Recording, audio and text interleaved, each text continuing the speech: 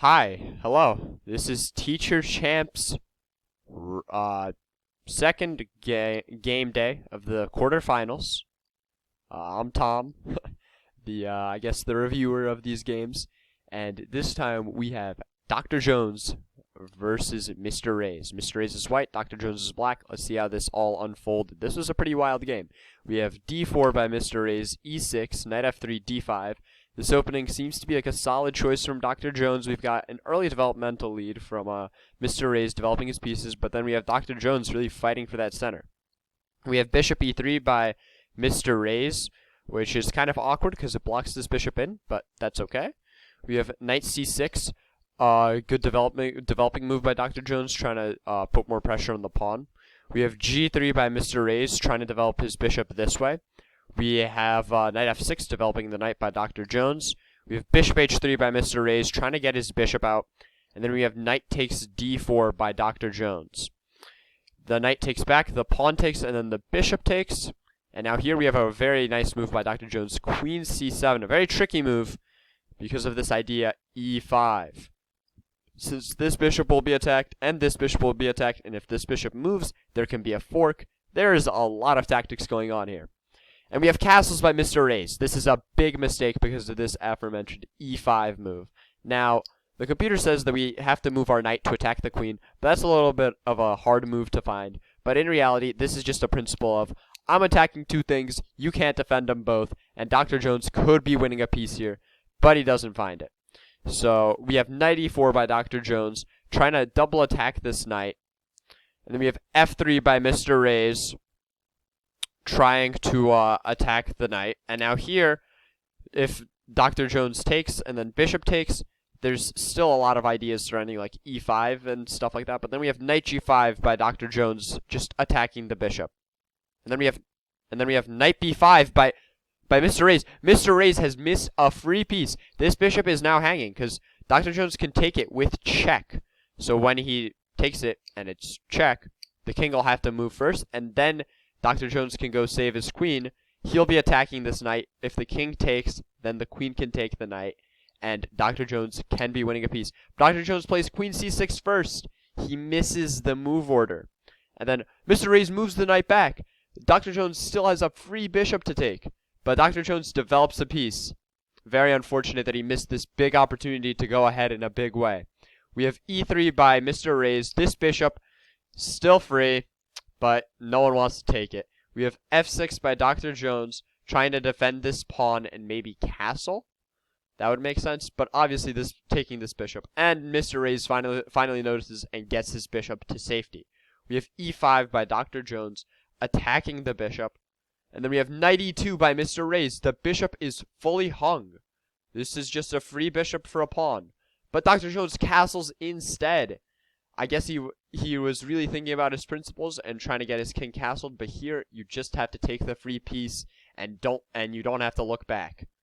You have castles, and then c3 by Mr. Raiz. The piece is still hanging. This is insane. And then bishop h3 by Dr. Jones. Dr. Jones is going in all with the punches, but he's missing the free piece. We have f4 by Mr. Raiz, counterattacking the knight. Everything is hanging. If this knight moves, this bishop is hanging. This bishop is still under attack by the pawn. This is crazy. And now Dr. Jones finally takes the bishop. But it's not free anymore, because after this pawn takes, we have two pieces hanging for Dr. Jones, and he can't save both of them. We have rook a e8 by Dr. Jones, trying to get more pieces into the action, attacking this weak pawn. And then we have rook c1 by Mr. Raiz. And here, I don't know why it's saying that it's such a bad move, but here, Dr. Jones could have just moved this queen and then taken this pawn with check, and this would have been a pretty deadly attack if Dr. Jones had gotten it through. But he plays queen d7 instead, and the rook takes the bishop. Now, Dr. Jones takes the bishop, the king takes, and then we have rook takes e3. This is an absolutely wild move because this knight is just hanging. It is a free knight. Mr. Raiz can take it. Dr. Jones really isn't threatening much with this attack, but we have rook to c3, trying to, I guess, attack the rook and the knight at the same time. But here Dr. Jones can just trade and then move his knight to safety. We have queen h3 check by Dr. Jones. He's showing no mercy. He's trying to go for checkmate.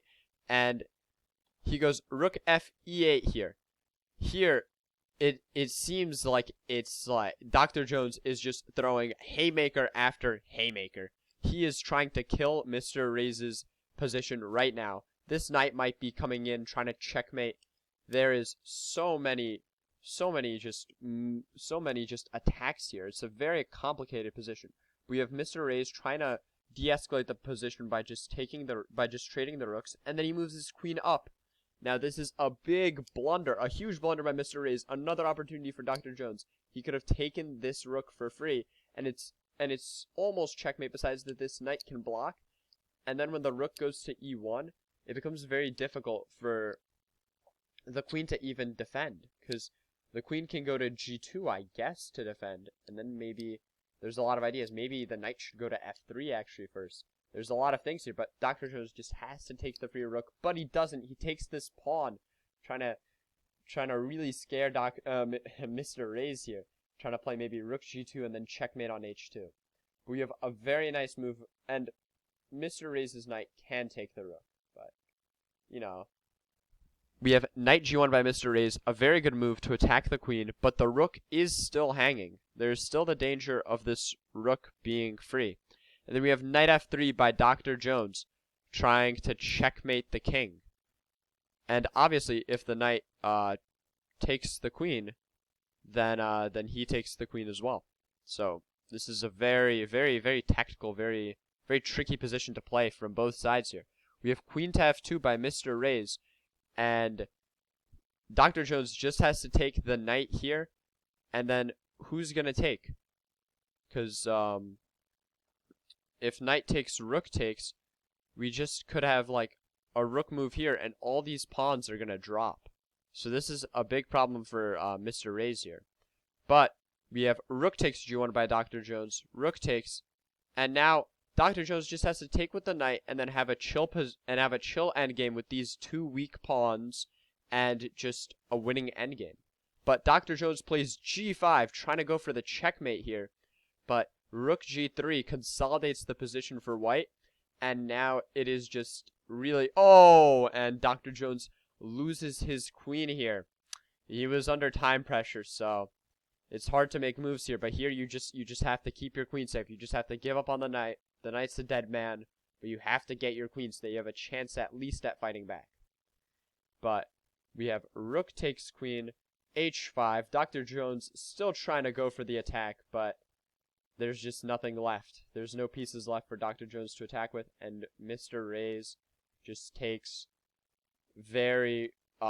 plays very well under time pressure to be able to convert this winning game.